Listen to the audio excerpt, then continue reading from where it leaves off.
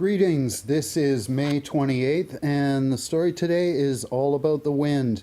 You can see a weather pattern here from windy. It's coming off the coast and kind of splitting, and half is going north and half is going south, and that's causing changing wind patterns at the location of the Allie Lake fire.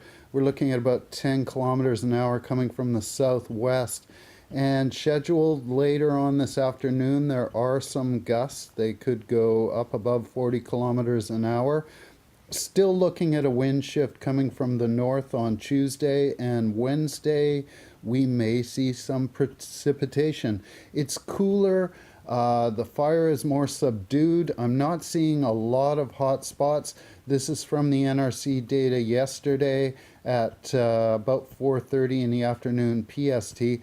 No new hotspots, and then a check this morning. There were 3 or 4 new hotspots. I noticed one on the southern flank, the southeastern flank.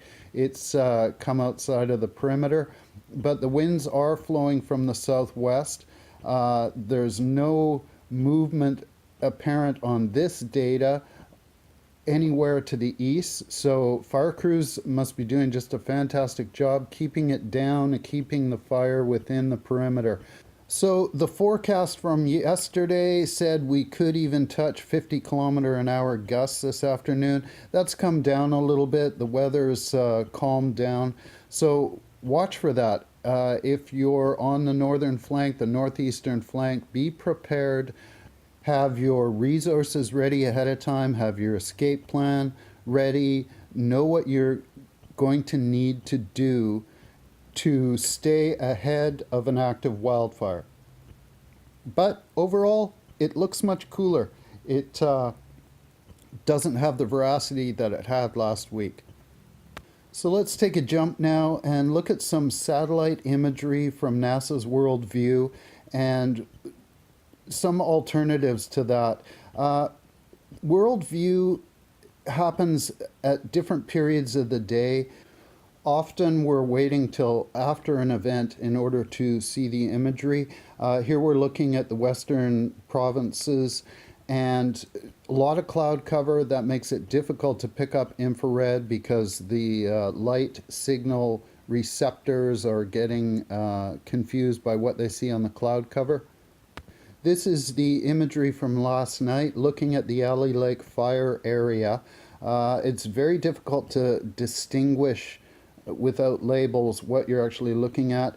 So an alternative is the European Space Agency's Sentinel system. I'll put a link in the description. When you go to the site, you'll want to search a time frame and choose the satellites you want to look at. Then, after you've searched, you can select from the results. A key is to zoom in on the area you're interested in first, then do your search. It'll start out putting you somewhere in Europe, and you'll have to scroll over to North America.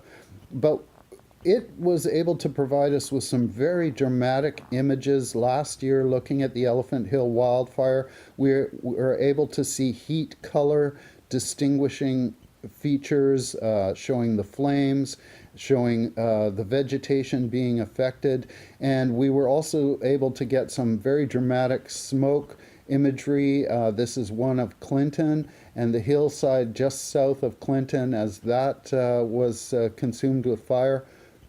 And what I'd like to take a look at today is the NDVI imagery of chlorophyll from about a week and a half ago on the 14th. And these images are on the Landsat satellite. This is showing the Elephant Hill wildfire, and the lighter areas are where the burn pattern is. The darker green areas are where there's lush vegetation. So it's picking up where the fire affected the forest. On the screen we can see Young Lake about center, just above center. Bonaparte Lake is on the right-hand side. Loon Lake is in the lower left-hand side.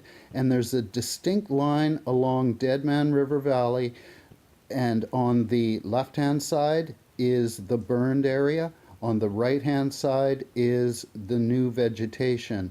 And just to the southeast of Young Lake is where the new fire, the Allie Lake fire, is burning near Vedette. We can also see on the left-hand side of the screen there are patches of green vegetation that were saved from the fire, from the Elephant Hill fire, and around Young Lake we can see areas that were protected. And on the right-hand side of the screen we can see vegetation that is at risk. Now we're pulling back. This is looking at the entire Elephant Hill fire, and you can see the burn pattern over the terrain. It's center of the screen.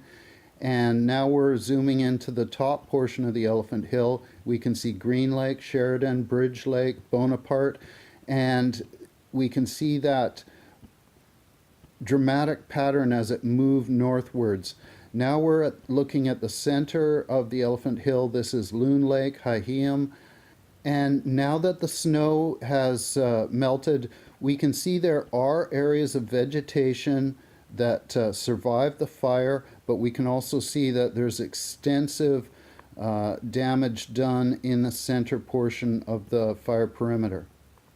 Now we're going to zoom in around Cache Creek, Highway 1.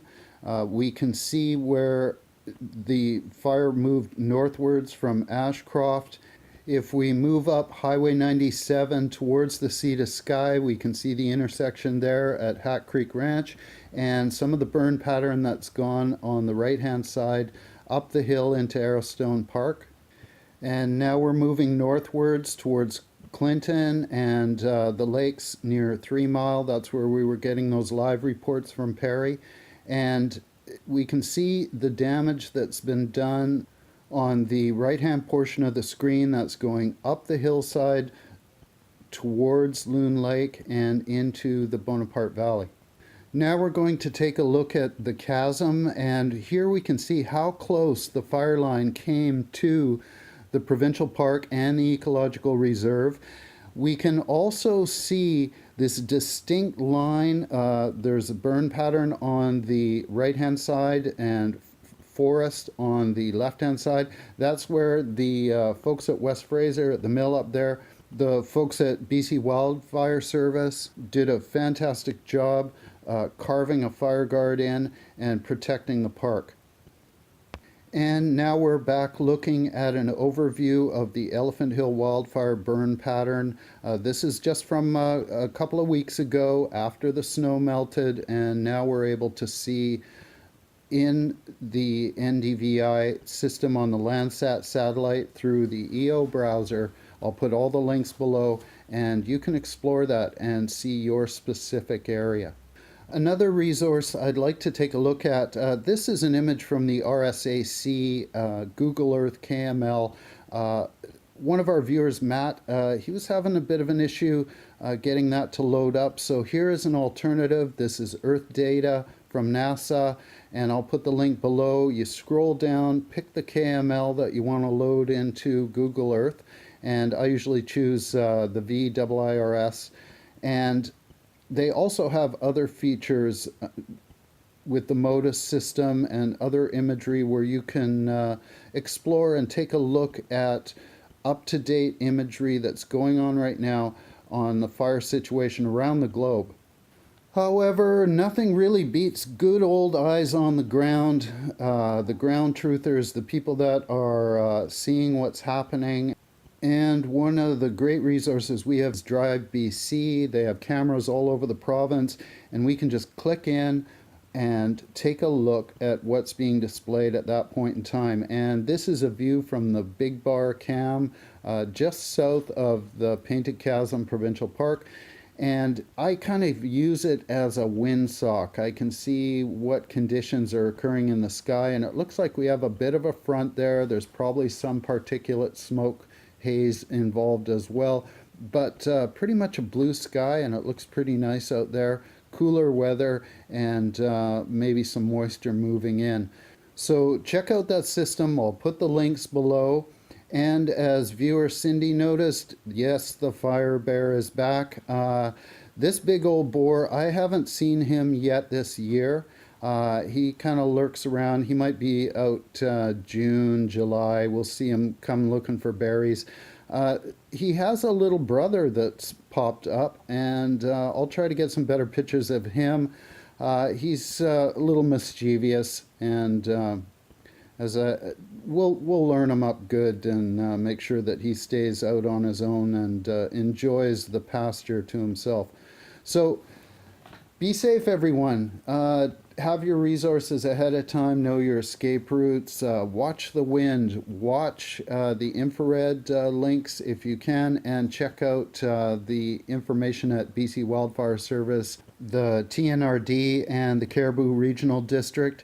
And have some fun. This is spring. Enjoy yourself and be safe. Thank you for watching.